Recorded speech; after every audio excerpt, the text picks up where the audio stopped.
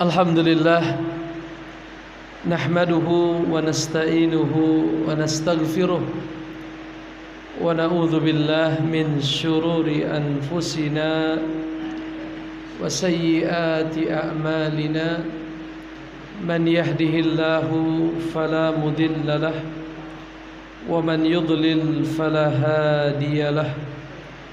Asyhadu an la ilaha illallah wahdahu la syarika lah wa asyhadu anna Muhammadan abduhu wa rasuluh la nabiyya ba'dah. Amma ba'd.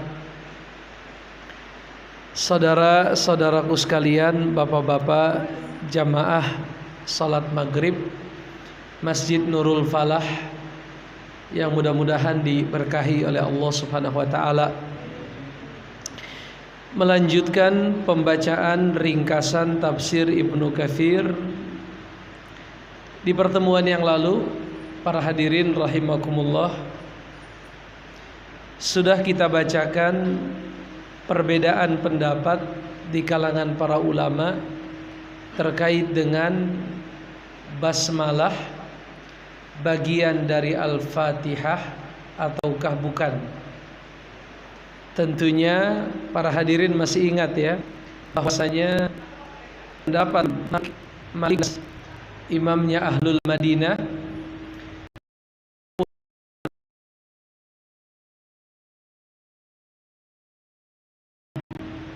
Abu Hanifah imamnya orang-orang Irak, imam Ahlil Irak, Imam Abu Hanifah, keduanya berpendapat bahwa basmalah bukan bagian dari apa? Al-Fatihah. Akan tetapi basmalah adalah ayatun mustaqillatun fi bidayati kulli suwarin fil Quran siwal bara'ah.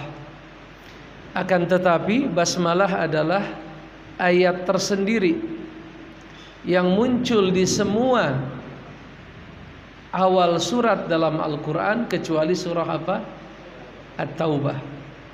Itu pendapatnya Imam Malik dan Imam Abu Hanifah. Adapun pendapatnya Imam Syafi'i rahimahullahu ta'ala dan juga pendapatnya Imam Ahmad bin Hanbal Asy-Syaibani rahimahullahu ta'ala, mudah-mudahan Allah merahmatinya, keduanya berpendapat basmalah adalah bagian dari Al-Fatihah, min dhimni Al-Fatihah. Jadi kata mereka, Al-Fatihah terdiri dari 7 ayat dan ayat pertamanya adalah basmalah, yaitu Bismillahirrahmanirrahim. Oleh karenanya kata mereka tidak sah salat bagi yang tidak membaca basmalah, apalagi kalau tidak membaca Al-Fatihah ya. Hanya saja keduanya berbeda pendapat lagi, Pak. Jadi banyak apa perbedaannya.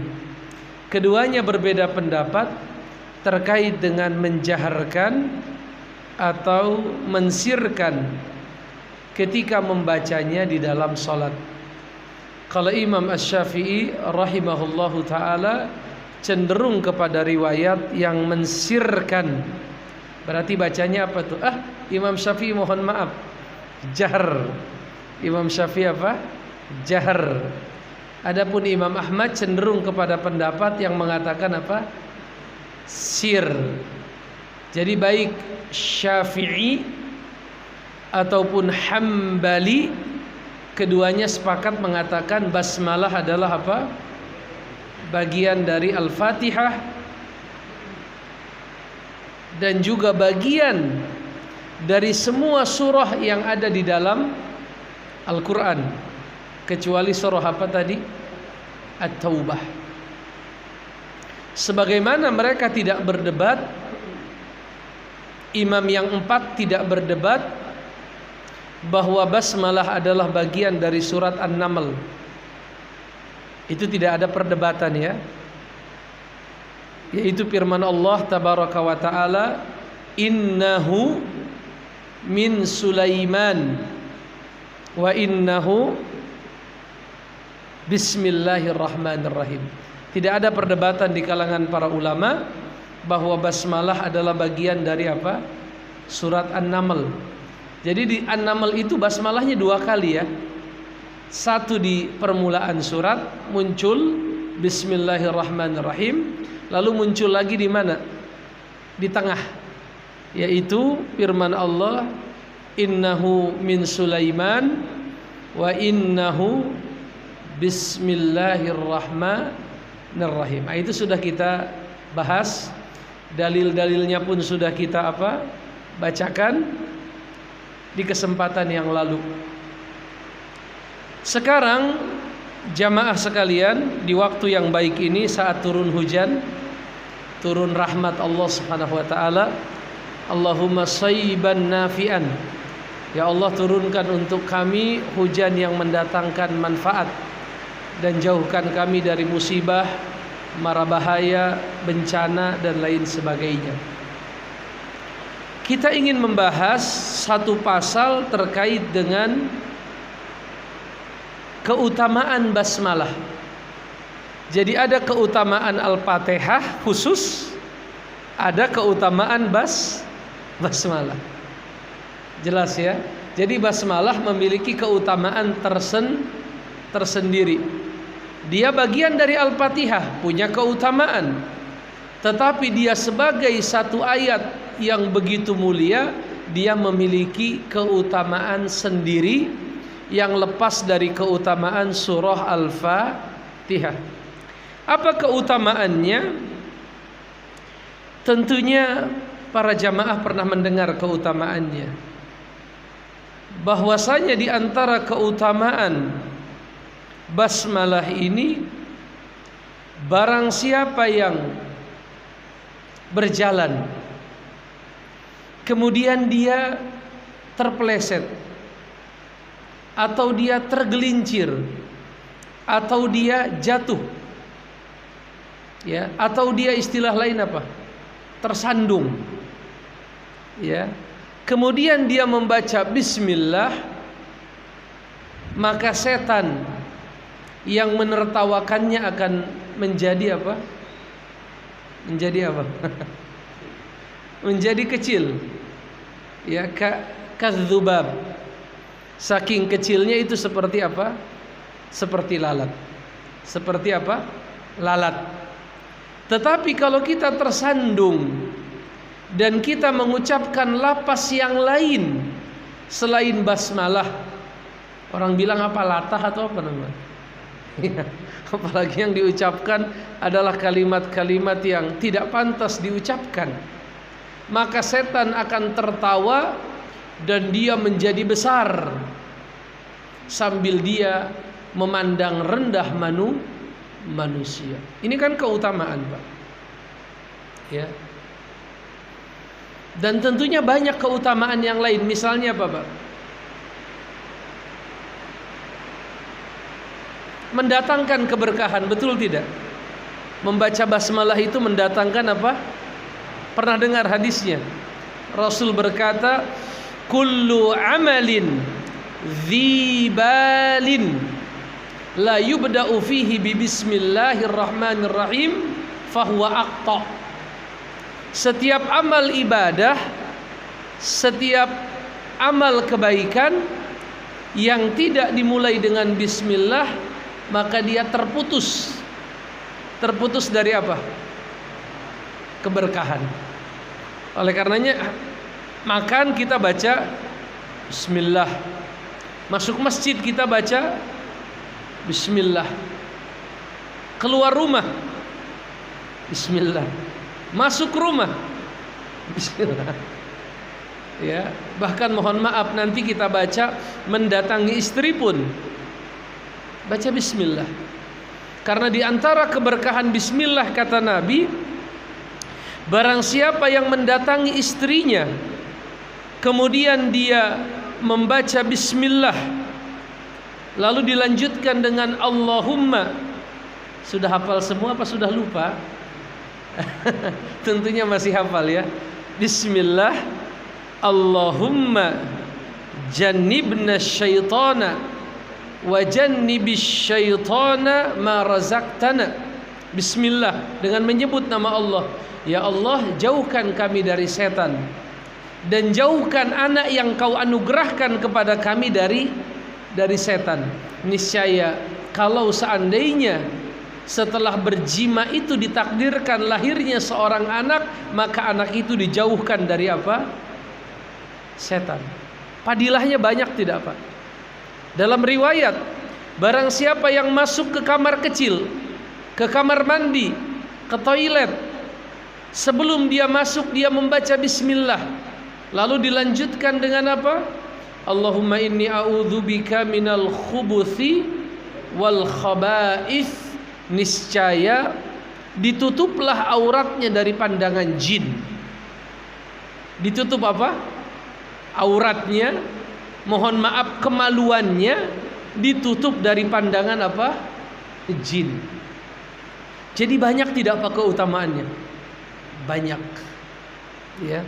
Oleh karenanya semua amal-amal yang baik hendaknya dimulai dengan apa? Bismillah. Kecuali amal-amal yang memang kaifiatnya sudah ditentukan oleh Nabi. Misalnya mau sholat, apakah perlu baca bismillah? Tidak.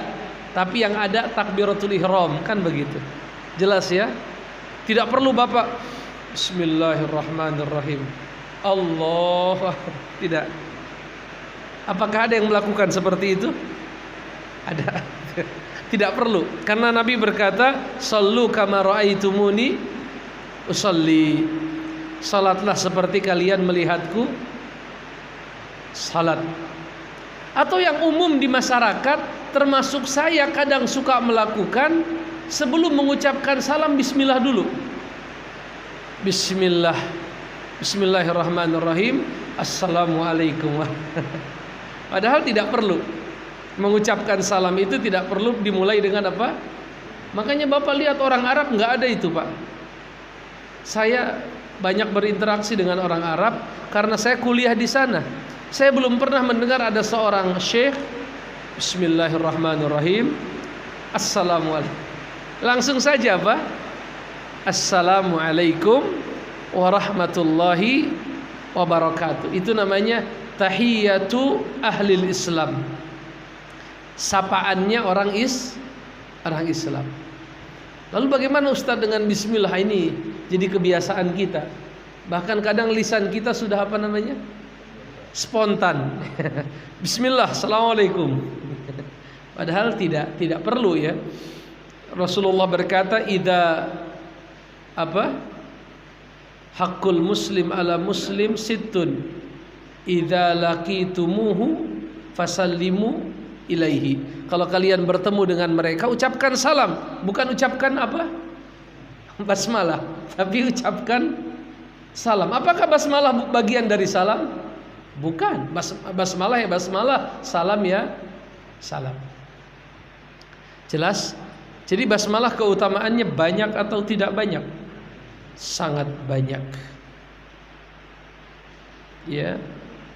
Bahkan Nabi alaihi salatu wassalam mengajarkan anak tiri beliau. Siapa yang tahu nama anak tiri Nabi? Siapa namanya? Namanya Umar. Umar ibnu Abi Salamah, putra dari Ummu Salamah. Ummu Salamah punya anak namanya siapa? Umar. Lalu Nabi nikah dengan Ummu Salamah, otomatis kan jadi anak tiri namanya ya. Bahasa Arabnya Robib. Robibu Rasulillah, anak tirinya siapa? Rasulullah. Pernah satu ketika Nabi makan satu nampan dengan anak tirinya, anak sambung itu, lalu dia tidak baca bismillah, lalu makannya apa? Tangannya menjelajah di mana? Di nampan. Nabi bilang, "Ya gulam, wahai anak kecil, samillah, baca bismillah dulu. Qul biyaminik, makanlah dengan yamin, tangan kananmu. Wa qul mimma yalik, dan makan yang paling apa? Dekat. Jangan apa namanya? berpetualang. Ya mungkin hikmahnya orang jadi apa? Merasa apa namanya? Merasa risih, mungkin jijik karena kan semua diapain? Dia pegang. Ustaz gimana kalau pas bagian kita itu cuman ada apa? Sambal atau timun atau lalap. Ya kitanya saling memahami, Pak. Tidak beriman salah seorang dari kalian sehingga kalian mencintai untuk temannya, untuk saudaranya apa yang dia cintai untuk ya kitanya yang paham. Jangan sampai menjadikan orang terpaksa harus apa? Harus menjulurkan tangan. Kita harus bisa membaca bahasa apa itu? Bahasa wajah, bahasa tubuh dan lain sebagainya. Harusnya kita sudah paham. Jangan mentang-mentang kita dapat tempat yang strategis, artinya banyak apanya tuh Pak, lauknya di situ. Jangan kita udah. Tapi kita apa? Sebar, kita geser ya. Karena tidak dianggap beriman seorang dari kalian sampai dia mengutamakan orang lain walaupun dia menyukainya, kan begitu ya. Lan tanalul birra hatta tunfiqu mimma tuhibbun. Kalian tidak akan sampai pada kebaikan yang hakiki sehingga kalian menginfakkan sesuatu yang kalian sukai. Kalau dalam masalah dunia, kata Allah dalam Al-Quran ada yang namanya ithar.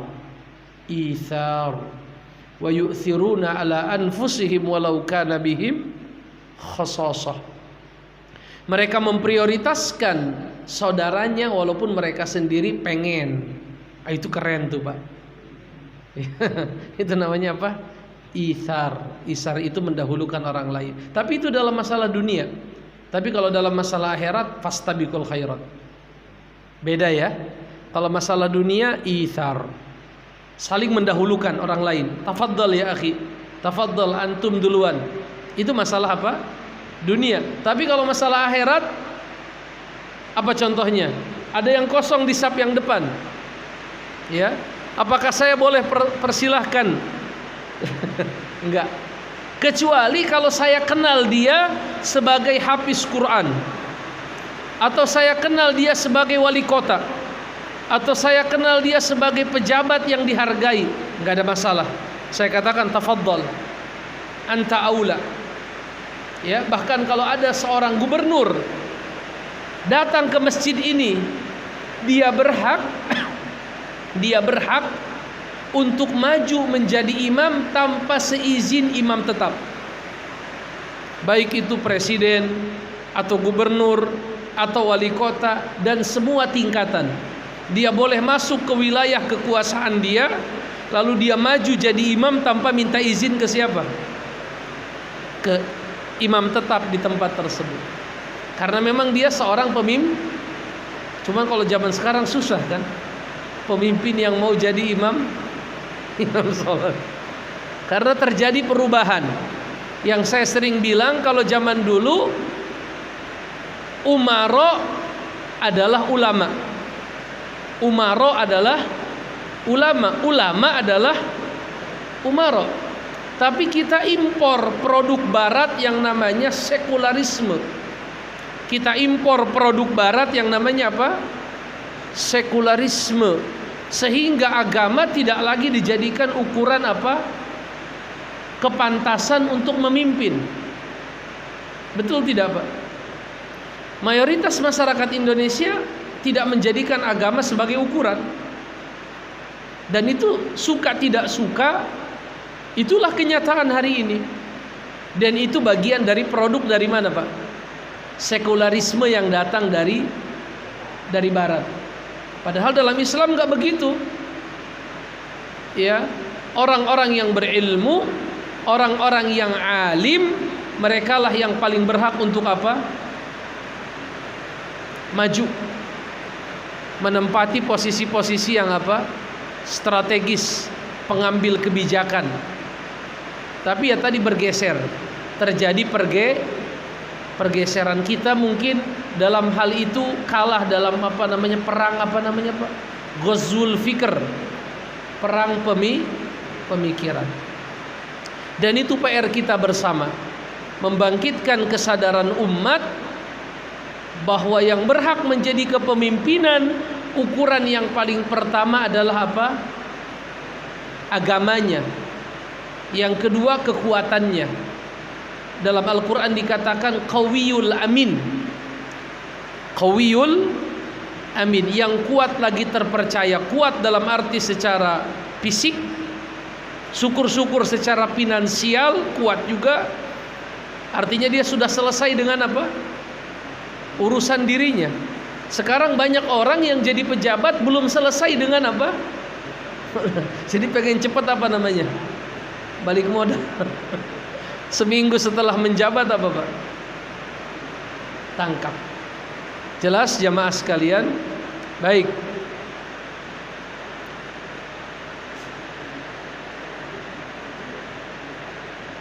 Dalam bahasa Arab, Bismillah, Bismillah, ada ba. Itu ba-nya namanya huruf apa itu? Huruf jer bukan? Huruf jer. Huruf jer. Bismillah. Huruf jer itu adalah huruf yang menjadikan isim berada dalam kondisi majrur. Majrur itu umumnya kasroh lah kita bilang. Walaupun gak harus kasroh, bisa dikasih alamat ya misalnya, ya, atau bisa dikasih alamat fathah. Tapi itu pembahasannya dalam ilmu apa namanya? Ilmu nahwu kan begitu. Jer itu banyak, bisa ditandai dengan kasroh. Contohnya apa? Fil masjidi. Bisa ditandai dengan ya. Apa? Misalnya bil muslimina, muslimin. Tadinya kan muslimun, waw berubah jadi ya muslimin. Itu jer juga namanya, karena kemasukan huruf jer. Bil. Atau bisa jadi fathah. Misalnya apa? An Aisyata, an Umara. Itu kalau dalam ilmu nahwu namanya apa itu? Isim apa namanya? Isim goiru munsharib. Isim goiru. Ada yang pernah belajar di sini. Pokoknya begitu. Kalau kita jelaskan nanti pening. Sekilas asal tahu saja. Nah, Bismillah itu kenapa ujungnya jadi kasroh? Mimnya kenapa jadi kasroh? Bukan Bismullah atau Bismallah misalnya. Kenapa? Karena kemasukan ba. Nah, dalam bahasa Arab itu ada namanya ta'alluq. Apa itu ta'alluq? Kaitan. Maksudnya apa kaitan? Bismillah, apa artinya bismillah? Dengan menyebutkan begitu, dengan menyebut nama. Itu kalimat dengan menyebut nama, kaitannya dengan apa? Kaitan dengan kata kerja atau kaitan dengan isim? Maksudnya gimana? Ternyata dalam kata bismillah itu ada kata yang disembunyikan. Kata yang disembunyikan itu bisa berbentuk kata kerja, bisa berbentuk kata benda. Misalnya, saya mengatakan bismillah. Sebelum bismillah atau setelah bismillah ada kata yang disembunyikan. Apa itu? Misalnya saya mau baca. Maka kalau saya mengatakan bismillahi aqra'u, apa artinya? Bismillahi aqra'u, aqra'u, ana aqra'u, saya membaca. Maka kata bismillah dengan menyebut Allah ya ta'allaku bil fi'lil mahzub, terkait dengan fi'il tapi fi'ilnya dihilangkan. Apa itu fi'ilnya? Aqra'u, apa artinya aqra'u? Membaca. Atau Bapak mau makan, saya mau minum, bismillah, terkait dengan apa? Minum berarti ya. Kalau terjemahkan ke bahasa Indonesia, bismillah saya mau minum. Tapi saya mau minumnya diapakan? Dihapuskan. Kalau saya mau makan, bismillahi akulu. Tapi diapakan?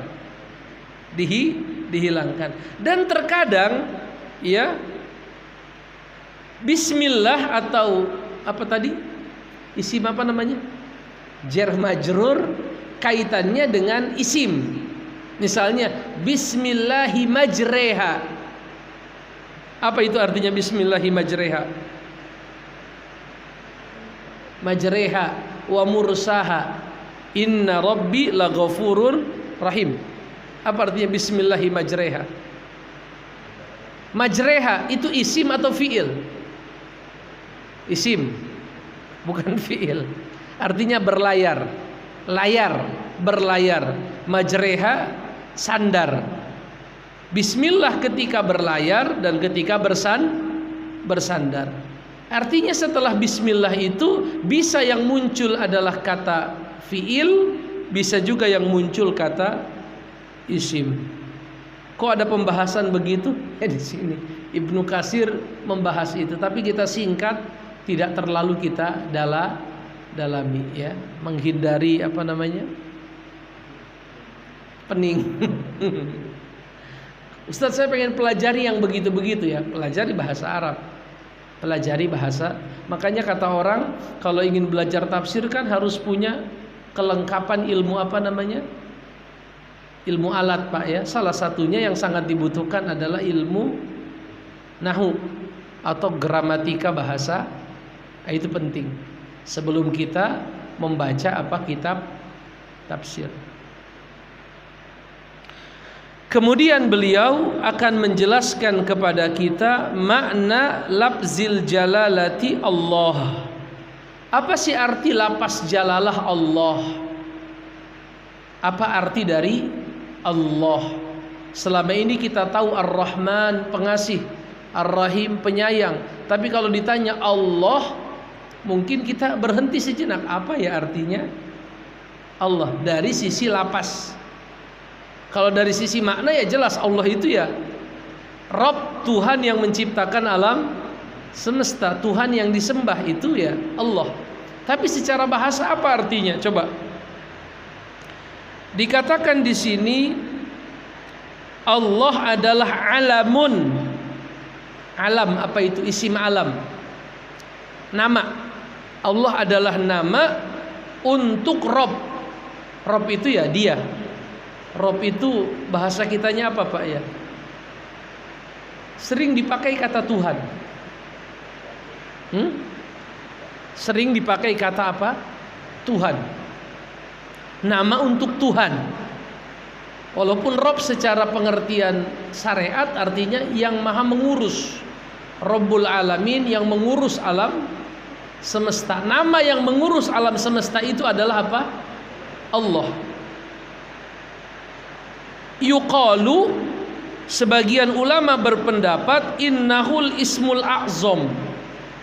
Sebagian ulama berpendapat Allah itu adalah ismul a'zam. Apa itu ismul a'zam? Nama dia yang paling agung. Nama yang paling ismul, nama al-a'zam yang paling azim. Apa itu azim? Agung. Kenapa? Karena lafaz Allah disifati dan dinamai dengan begitu banyak nama. Pertanyaan, Allah dinamakan Ar-Rahman atau Ar-Rahman dinamakan Allah? Ar-Rahman disifati dengan Allah atau Allah disifati dengan Ar-Rahman? Allah ya. Allah sebagaimana yang kita baca tuh di surat Al-Hasyr. Huwallahul ladzi la ilaha illa huwa alimul ghaibi wasyahadah. Allah itu alimul ghaibi wasyahadah. Huwar rahmanu rahim.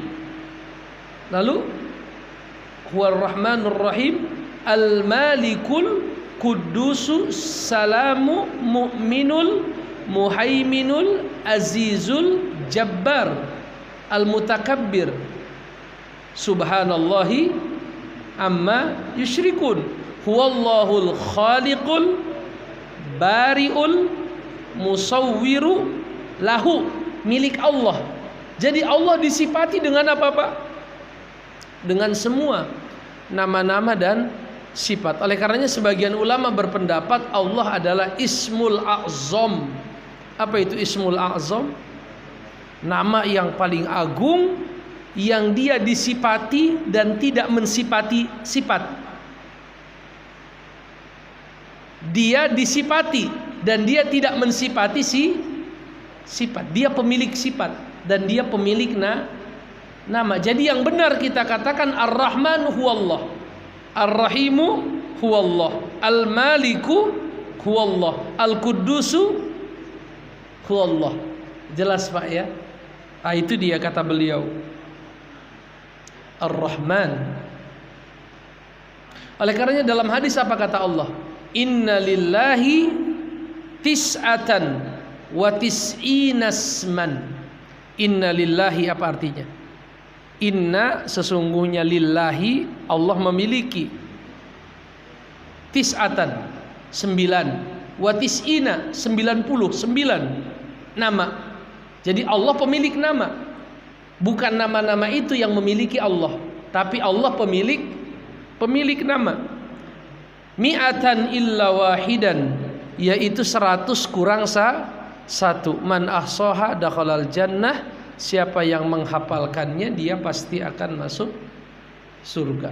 Walaupun kata para ulama ahsa itu bukan sekedar menghafal, tetapi memahami maknanya, kemudian mengamalkan kandungannya. Sudah pernah kita bahas dulu ya.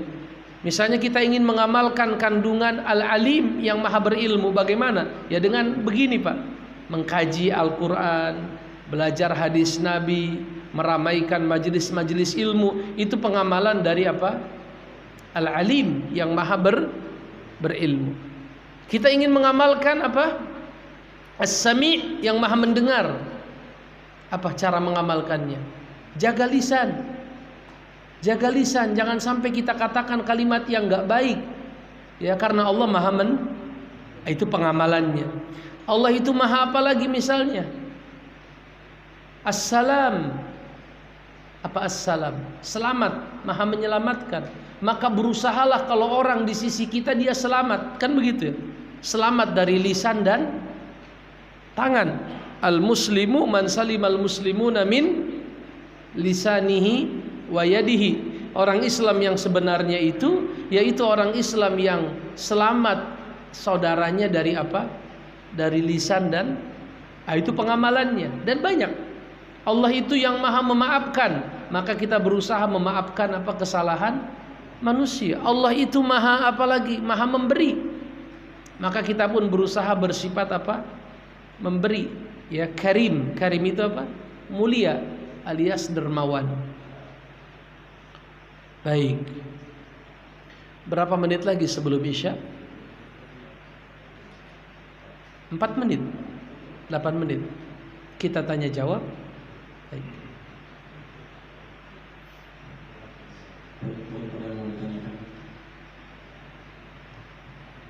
Itu beliau ingin bertanya di belakang. Bismillah. Ustaz mau tanya tentang yang tadi solu kama ra'aitumuni sholli. Baik. Dan sholatlah kalian sebagaimana aku melaksanakan sholat. Baik. Terkadang kita kalau mau sholat itu baca bismillah, akan tetapi kita meyakininya bahwa itu tuh tidak perlu, itu bagaimana Ustaz? Tapi tetap baca bismillah. Iya, karena refleks, karena kita terlalu terbiasa membaca. Spontanitas. Iya. Itu kita berusaha sedikit demi sedikit mengubah, akhi. Karena tidak ada petunjuk yang lebih baik dari petunjuk Nabi. Ya salah sih enggak, tapi ya berusaha untuk apa? Tidak mengucapkan itu. Berusaha untuk tidak mengucapkan. Oh Ustadz, berarti Anda merendahkan bismillah? Enggak. Cuman setiap kata ada makomnya tersendiri. Ada tempat di mana kita mengucapkan kata tersebut. Sedangkan melaksanakan sholat semaksimal mungkin kita mencontoh siapa? Nabi Muhammad. Dan sebatas yang kita pelajari dari kitab-kitab fikih, itu kita tidak mendapatkan sunnahnya membaca bismillah sebelum apa? Takbiratul ihram. Di zaman Nabi ada seorang sahabat yang sholatnya tidak bagus. Disuruh Nabi ulang, dia ulang. Disuruh lagi ulang, disuruh lagi ulang, sampai 3 kali atau 4 kali. Akhirnya sahabat ini berkata, ya Rasulullah, cuman begitu yang saya sanggup. Akhirnya Nabi ajarin, lain kali begini ya, kalau kamu mau sholat, pertama kamu wudhu biar bagus. Kalau udah wudhu bagus, kamu ngadap kiblat. Kalau sudah ngadap kiblat, kamu ngucapin takbiratul. Itu Nabi ngajarin orang yang paling awam. Dan yang namanya ngajarin orang yang paling awam itu ya harus dijelaskan yang mendasar. Seandainya bismillah itu dibaca sebelum takbiratul ihram, tentunya Nabi akan apa? Mengajarkannya. Tapi Ustaz gimana, udah biasa? Iya, memang meninggalkan satu kebiasaan itu tidak apa? Tidak mudah. Butuh apa? Pembiasaan baru. Butuh pembiasaan baru. Makanya diingat-ingat tuh. Nggak perlu pakai apa? Bismillah. Tapi tetap kayak saya. Kadang namanya kita biasa dari dulu kalau mau pengajian Bismillahirrahmanirrahim, Assalamualaikum warahmatullahi. Jadi biasa. Tapi kadang kita berusaha fokus. Langsung saja ngucapin apa? Salam, kan begitu. Jelas akhi? Jadi kalau dosa sih nggak dianggap dosa. Tapi ya berusaha sedikit demi sedikit agar kita menjalankan ibadah sesuai dengan apa yang pernah dan dicontohkan oleh siapa? Baginda Rasulullah. Ustaz, bismillahnya kapan? Ya ada dalam sholat ya. Habis ta'awuz kan baca bismillah. Jadi dia dibacanya di dalam sholat, bukan di luar sholat. Allahu a'lam. Baik. Jelas akhi?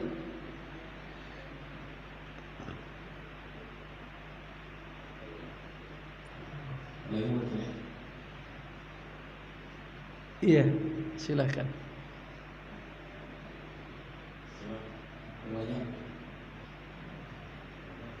Mana yang bisa pertama terkait dengan berzina. Kalau misalkan hanya membaca bismillah aja, itu kan artinya tidak dilanjutkan jannibna syaitan. Itu masih dapat keutamaan dari keberkahan bismillah atau tidak begitu? Kalau kita bacakan hadisnya, akhi, itu satu paket. Dikatakan di sini, lau anna ahadakum idza arada an ya'tiya ahlahu. Seandainya salah seorang dari kalian apabila dia ingin mendatangi istrinya, dia berkata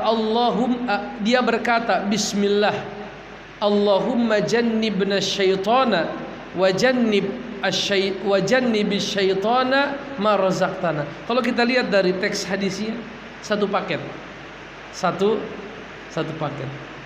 Artinya ya baca sekalian. Tapi salah nggak kalau nggak dibaca? Nggak juga. Iya, nggak juga kan? Nggak salah kan? Kalau nggak pakai doa sama sekali dosa nggak? Langsung aja misalnya campur badan, dosa nggak? Nggak juga. Doanya itu sendiri adalah sunnah. Tapi ya makin kita sesuai dengan lapasnya Nabi, makin apa? Bagus dan makin sempurna. Allahu a'lam.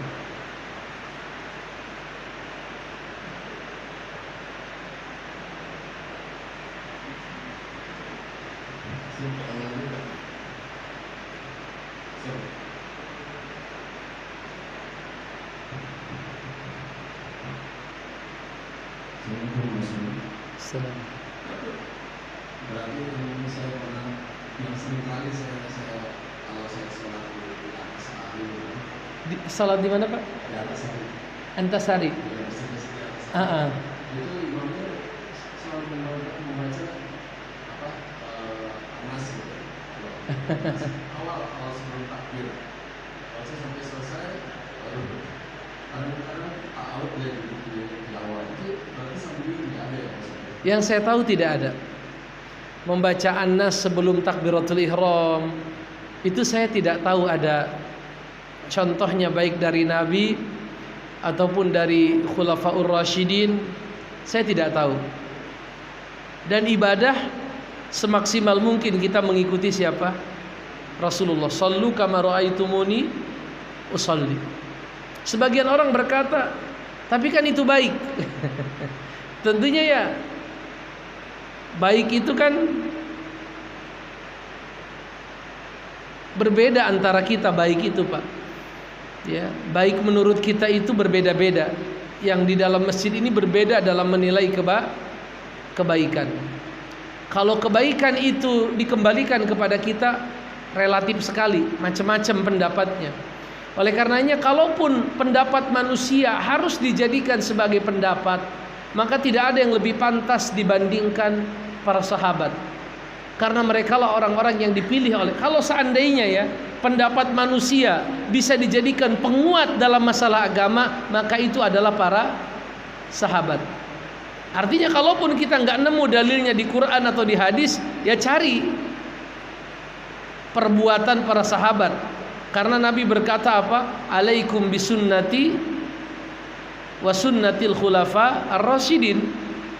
Amalkanlah sunnahku dan sunnah khulafa'u ar-rasyidin. Kalau nggak ketemu juga gimana? Atau barangkali tabi'in ya, tabi'in mungkin mendengar dari sahabat. Karena Nabi berkata apa? Khairul quruni qarni. Sebaik-baik kurun masa itu generasiku. Kemudian generasi yang datang setelahnya tabi'in, kemudian yang datang apa? Setelahnya. Kalau nggak ada ya gimana? Sedangkan ibadah apalagi salat itu masalah apa? Tauqifiyah. Tauqifiyah itu apa, Pak? Paket dari sononya apa namanya? Sudah paket, kita tinggal mengamalkan saja. Allahu a'lam. Kecuali begini Pak ya, saya mau sholat, lalu saya diganggu oleh setan. Saya boleh membaca Rabbi a'udzubika min hamazati syayatin, boleh tidak? Boleh, karena Allah yang bilang di Al-Quran, kalau kalian diganggu oleh setan, ucapkan doa. Maka saya merasa was-was, maka saya baca a'udzubillahi minasyaitonirrajim atau Rabbi a'udzubika min hamazati syayatin. Ya Allah, aku berlindung kepadamu dari bisikan-bisikan. Itu enggak ada masalah, karena ada ayat Al-Quran yang bersifat umum yang memerintahkan kita memohon perlindungan saat kita mendapatkan apa? Bisi. Jelas Bapak? Allahu a'lam.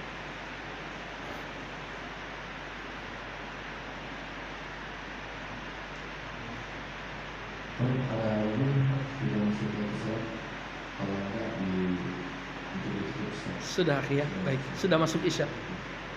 Baik, ini barangkali yang bisa kita bahas di kesempatan malam yang berbahagia ini. Mudah-mudahan Allah selalu memberikan kita keikhlasan dan istiqomah dalam mencari ilmu. Wassallallahu ala nabiyina Muhammadin wa ala alihi wa sahbihi wasallam. Walhamdulillahi rabbil alamin. Assalamualaikum warahmatullahi wabarakatuh.